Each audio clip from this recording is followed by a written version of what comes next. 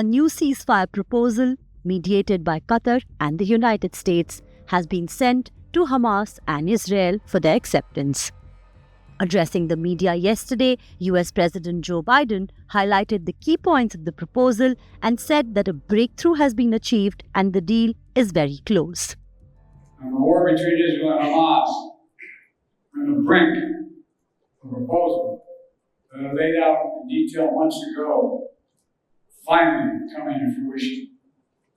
The deal we restructured would free the hostages, halt the fighting, provide security to Israel, and allow us to significantly surge humanitarian assistance to the Palestinians who suffered terribly in this war that Hamas started.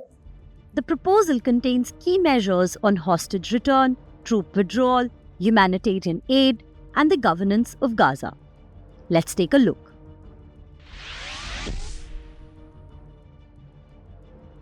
In the first stage, 33 hostages, children, women including female soldiers, men above 50, the wounded and sick would be set free.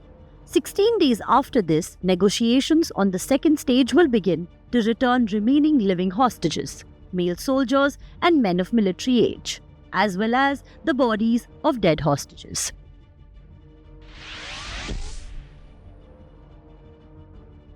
Withdrawal of troops will take place in phases, and Israeli forces will remain in border perimeter to defend its border towns and villages.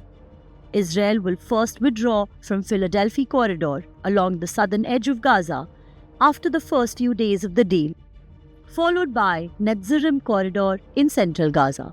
The proposal also talks about the return of displaced Gazans. Unarmed North Gaza residents will be allowed to return, but mechanisms will be created to ensure that no weapons are moved to Gaza.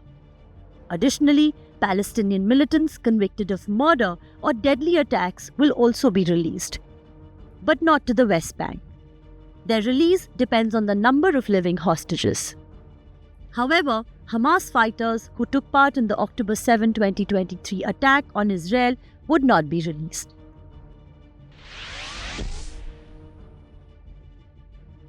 Keeping in mind the dire situation of humanitarian efforts and reports about Israel preventing aid from reaching Gaza and looting of aid, the proposal highlights significant increase of humanitarian aid into the Gaza Strip once the deal comes into effect.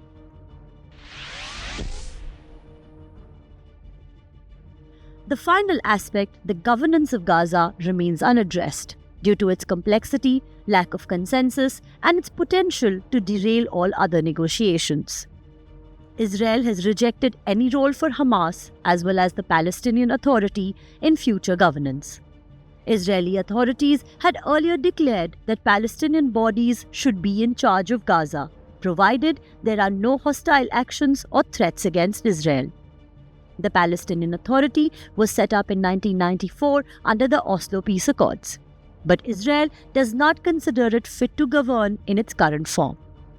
It has also insisted that it will maintain security control over the enclave after the fighting ends.